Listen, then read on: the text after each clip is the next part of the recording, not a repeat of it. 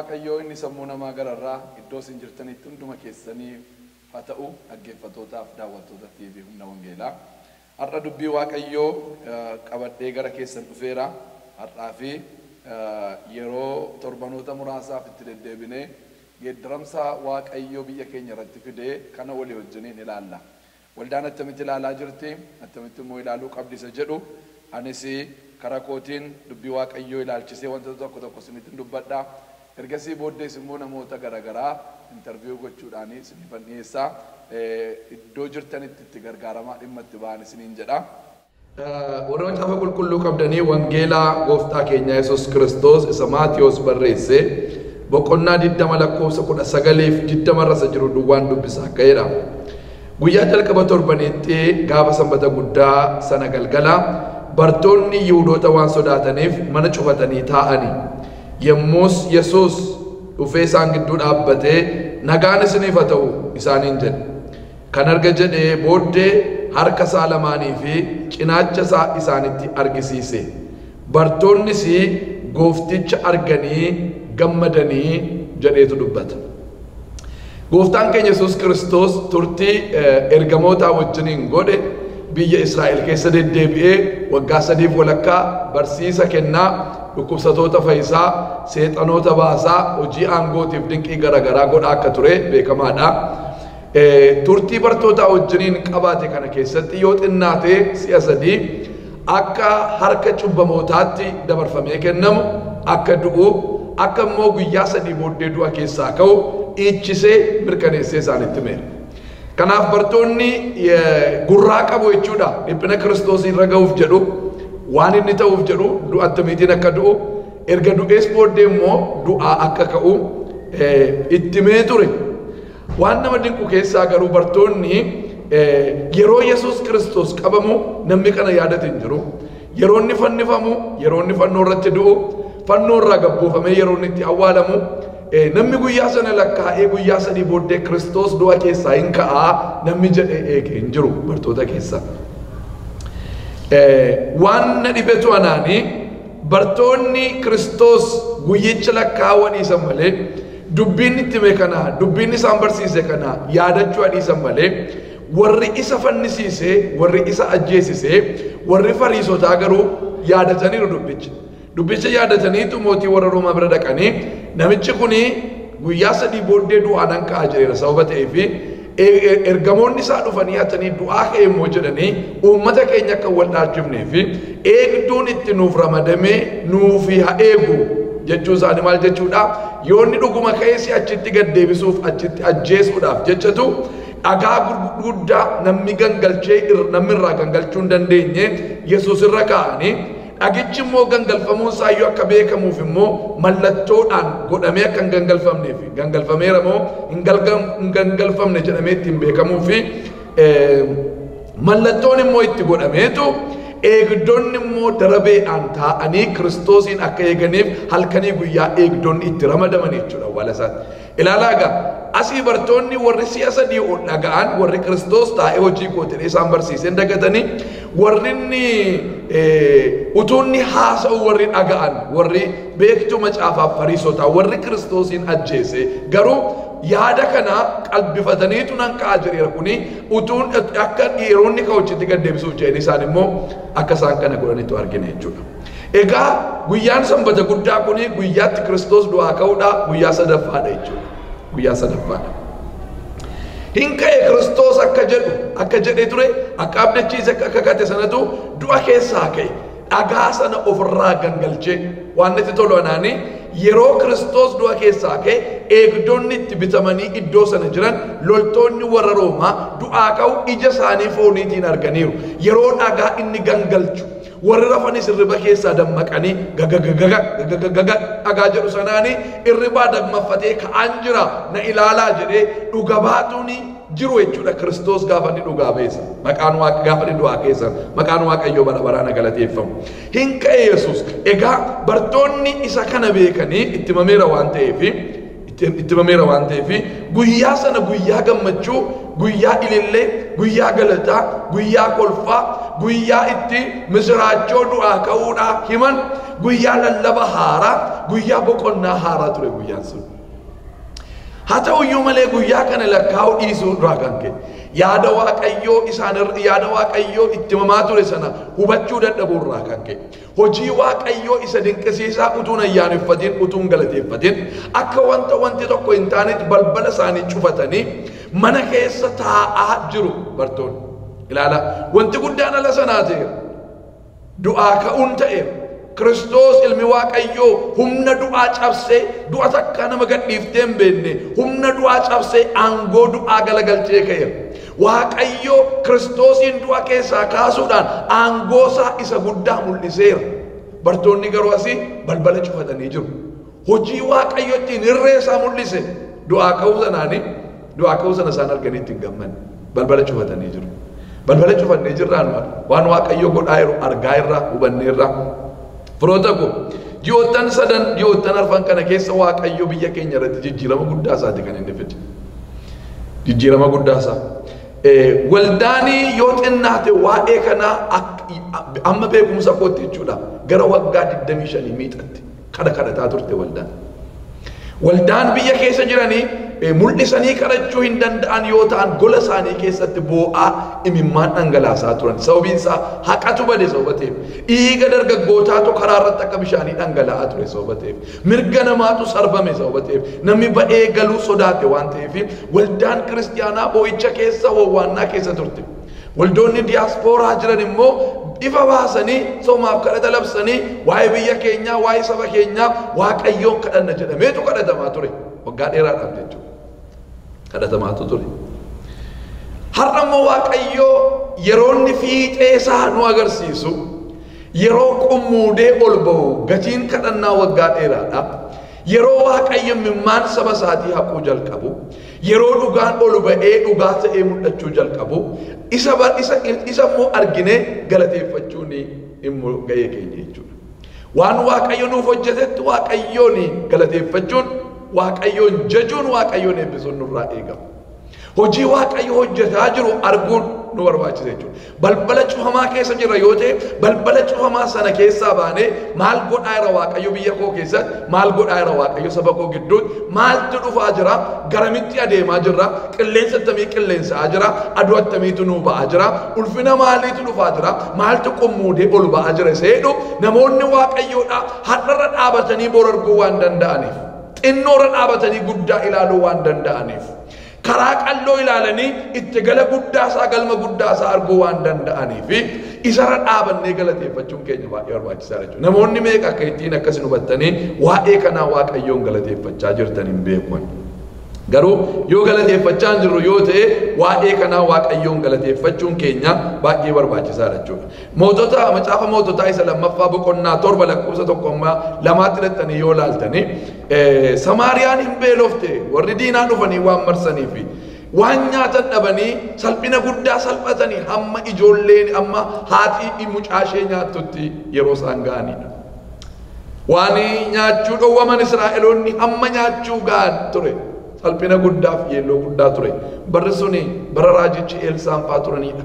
Bara raajicha Elsaa keessa biyyamma kana dhiphachuun waan salphaa miti. Haa ta'u iyyuu malee Elsaan ka'eetu oduu gammachiisaa tokko dubbate. Boriyyawwana jedhe qamadii gaariiniif garbuu gaariini iddoo kanatti gurgurama jedheetu gatiin ittiin gurguramu wajjiniin raajii dubbate. Sa'aatii 24 keessatti geeddaramsa ta'uudhaaf jedhu.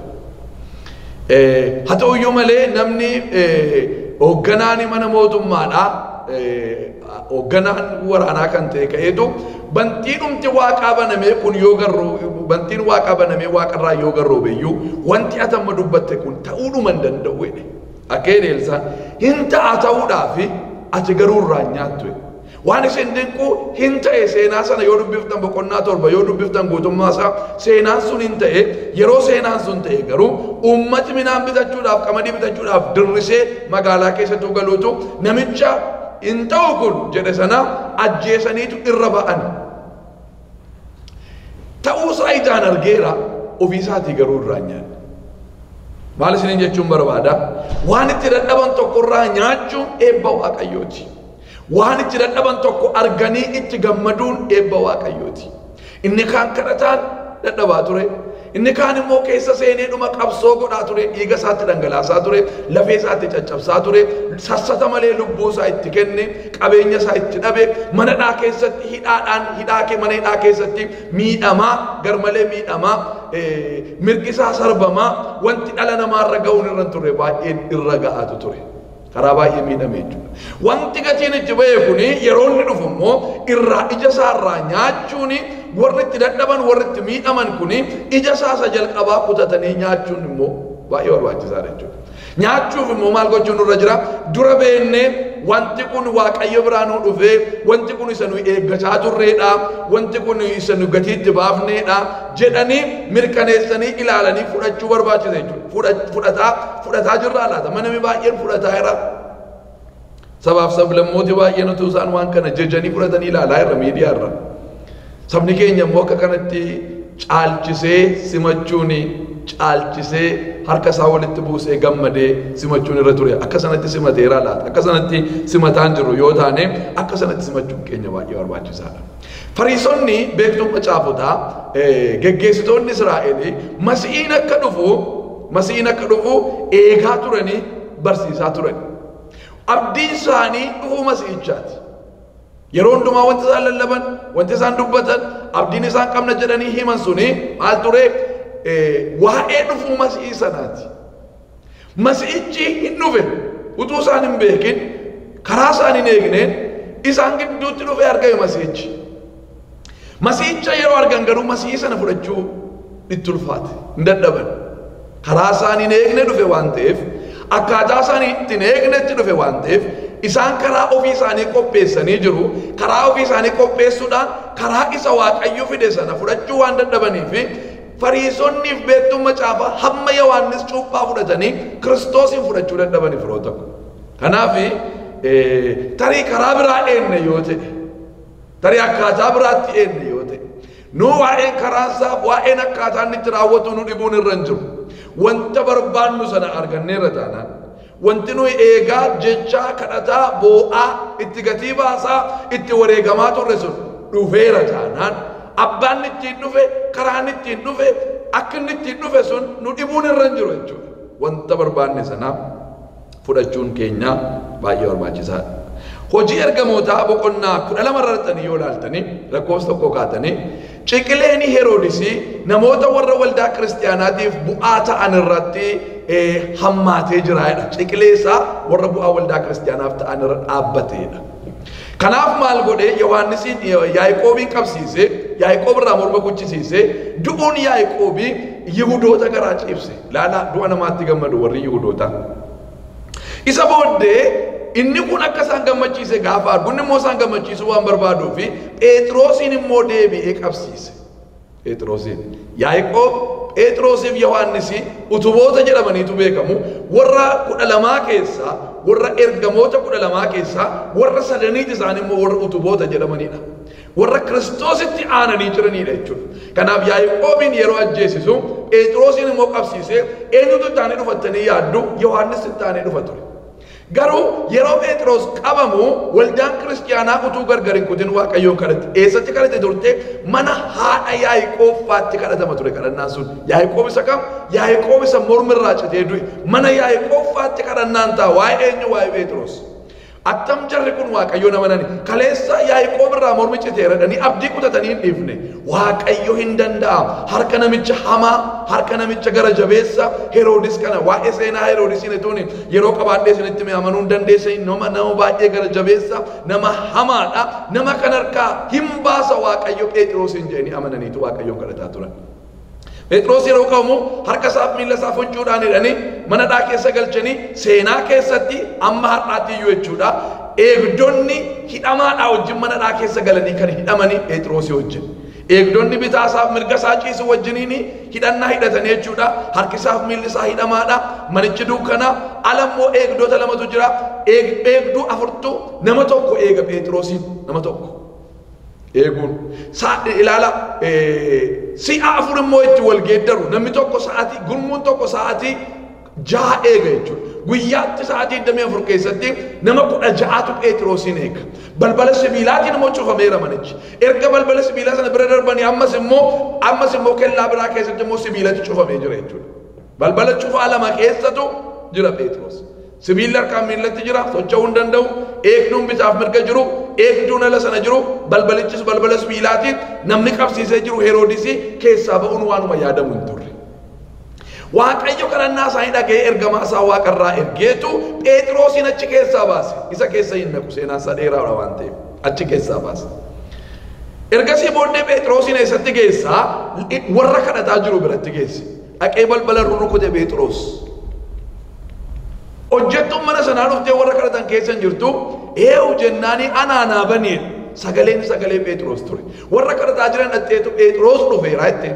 Ay, Phexrosin ta'uu hin danda'u jedhan. Ilaala, hin dandeessananii kadhataa yeroo Phexros dhufeera jedhan immoo Phexrosin ta'uu hin danda'u jedhan. Wanti isaan haasaanii wanti isaan kadhatan garaagara. Kadhati keenyaaf jireenyi keenya walgituu ture jira. Akkuma yeroo hafuura keessa taanu kadhannutti akkasumas yeroo biraas jiraachuun nurra jira jechuudha. Isa booddee dhattee intalattiin mirkaneeffattee dhuftee ammas Phexros lakkeettee itti himte yookaan egaa ergamaa isaa ta'uu danda'a. Ergamaan isaa akkuma saattaa isaa waan ta'eef ergamaa isa eeguudha malee kuni Phexros ta'uu hin danda'u jedhanii itti himanii isheen nattee bantee Phexros ture jechuudha. Ilaala, jarri kuni balbala sibiilaa isaan banuu hin dandeenye Waaqayyo baneetu mana hidhaa keessaa baase eegdota sanatti irriba gadhiiseetu warra alaa immoo utuu isaan dhaabatanii jiranii akka inni nagarre godhee ija isaanii jaamseetu Waaqayyo Phexrosin gidduu dabarsee balbala isa kana immoo isaantu banee ol galfachuutu irra jira. Balballi isaan banuu hin dandeenye jira. Balballi isaan immoo banuu qaban jira.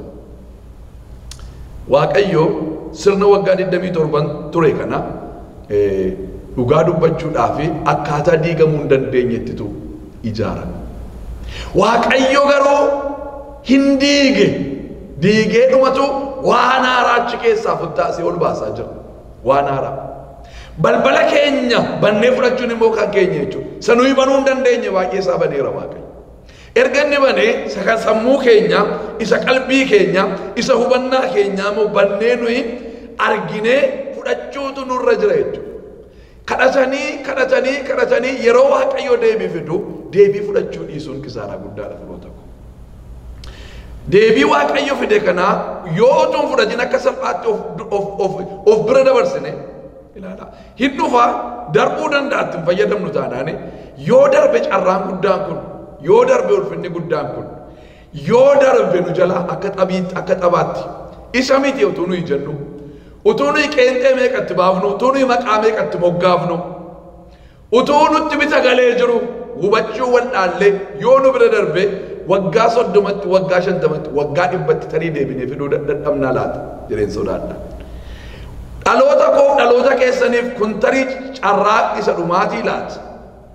Carraa isa dhumaatii laata. Kanaaf iyyuu itti dammaquun baay'ee barbaachisaadha. Wanta kanatti rafnee jirra yoo ta'e, wanta kana hubatiin jirra yoo ta'e dafnee dammaqnee irba keenya keessaa dammaqnee wanta Waaqayyo godhaa jiru kana ilaaluun keenya barbaachisaadha. Dubartii seen Samaariyaa suni burqaa Yaaqoob biratti inni Yesuus dhaqee itti dubbate kuni isa moo isa miti kottaati ilaalaa anaan gudii konatti meeraa ilaalaa waan kana isa moo isa miti kun isa nuyi eegaa turre, isa nuyi barbaadaa turre, isa nuyi kadhataa turre, isa moo isa miti itti qanii ilaaluun baay'ee barbaachisaadha jechuudha. Tiiqanii ilaallu. Museen yeroo Museen dhalatu Israa'eloonni bahuudhaaf waggaa 50 duwwaatu hafe. Dhalatee seenaa isaa sana hunduma isaa keessan deemu mana warra geggeessan akka dhalanneef labsii baasa keessattitu Museen dhaqee dhalate. Dhaqee guddate. Museen achitti guddatee erga nama ga'aa ta'ee ilma intala Fari'oon jedhamu yeroo inni dammaqu, yeroo inni eenyummaa saaru, identity crisis keessaa yeroo inni itti ba'u, waa'ee saba isaa yeroo inni mul'ata fudhatu, saba isaa keessa deddeebi'ee yeroo inni ilaaluu jalqabu, Israa'eloonni bahuudhaaf waggaa 10 duwwaatu hafe. Museen nama waggaa 40ti. Waggoonni 10 sun waggaa qophaa'ummaa ture silaa. Israa'eloonni garuu eewutu siin immoo nurratti geggeessaa si godhee jedhaniitu geggeessaa isaanii Musee tuffatanii fudhachuu didanii. Museen fudhatama gaafa dhabu saba isaatii jedhee wanti inni godhu akka wanta hamaatti yeroo saaxilamu Museen mul'ata isaa gateetu biyya iyyuu gadhiisee bahe. Sababa kanaatiif Israa'eloonni waggaa isaan hin barbaachifne waggaa 30tu biyya Gibxi keessatti isaanitti dabalame. Cunqursaa hamaa, gidiraa hamaa, boo'icha hamaa keessa turan. Wanti nu akka salphaatti of bira dabarsinu tokko deebi'anii fiduunsa of bira dabarsuunsaa salphaadha. Ignoorii godhuunsaa salphaadha. Deebi'anii fiduunsaa garuu ciniinsuu baay'ee dhaloota biraa dhaloota tokko gaafachuu danda'a.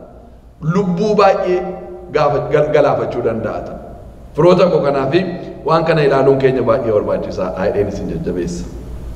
Egaa maal koonuree jettanii yoo na gaafattanii qabxii muraasan isinitti mee raawwadha. Tokko Waaqayyoon galateeffachuu. Haasaa nuyi dhageenyee hin beekne biyya keenya keessa jechuudha. Haasaa nuyi dhageenyee hin beekne geggeessitoota keenyarraa dhaga'uun gurra keenyaafuu haaraadha waan ta'eef anillee waggoottan 17 kana biyya alaa keessan jiraadhee wantachi haasaamu kana geggeessitoota warra biyyoota gurguddatan jiran biraa dhaga'aa turre. Haa ta'uyyuu malee seenaa biyya keenyaa keessatti nuyi dhageenyee hin beeknu, dhaloonni kun dhageenyee hin beeknu, dhaloota miti dhaloonni abbaa kootii kana dhaga'anii hin beekanii. Haasaadhuma gurratti tolu haasaa oomishaa'u haa dhaga'uun keenya waan dinqiidha waan ta'eef Waaqayyo isa kana godheef ulfina kennuun baay'ee barbaachisaadha.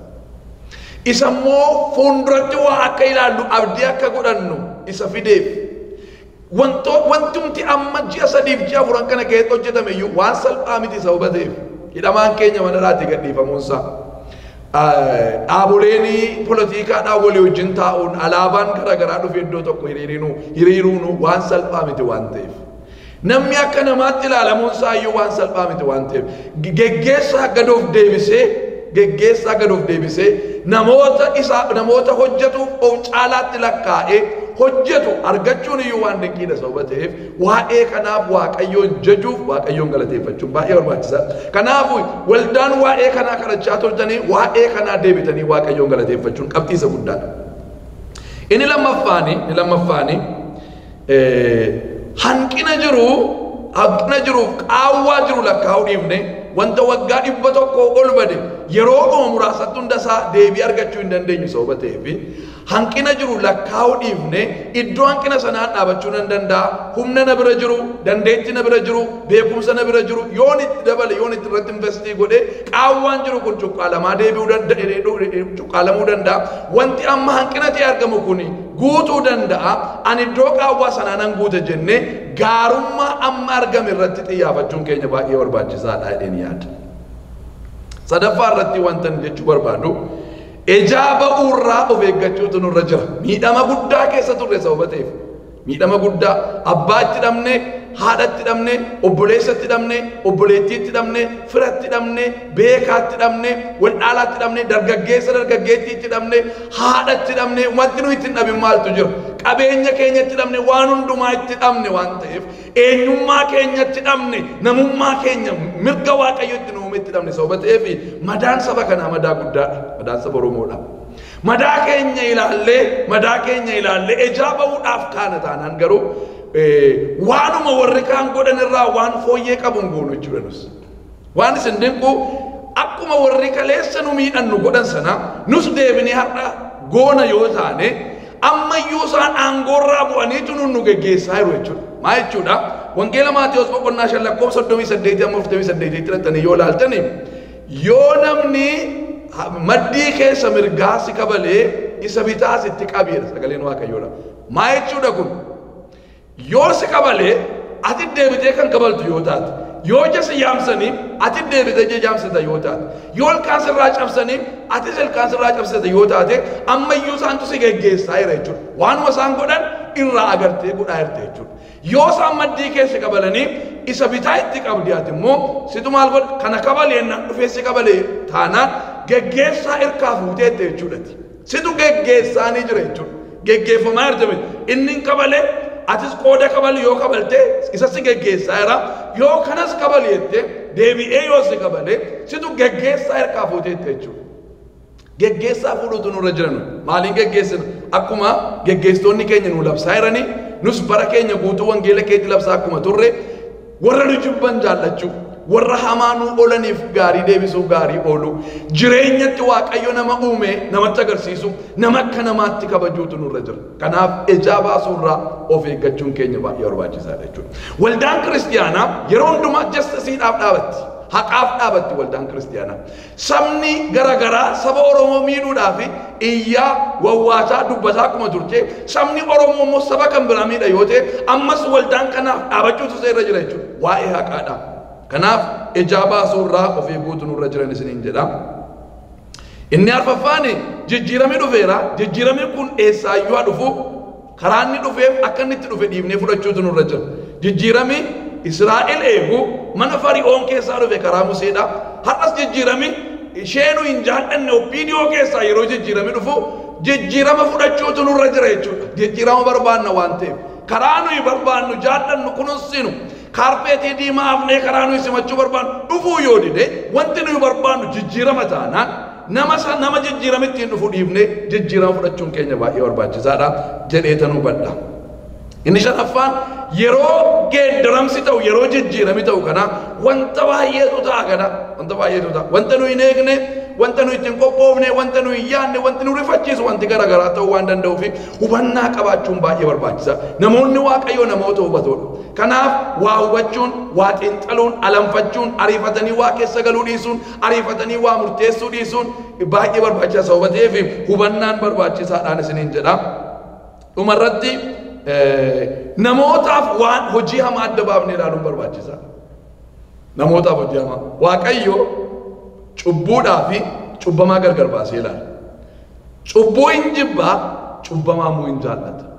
Nuyi hojii isa hamaa jibbinee namoota garuu jaallachuutu nurra jira. Ga'ee keenya nama hundumaa jaallachuutu nurra jira. Nama waan ta'eef.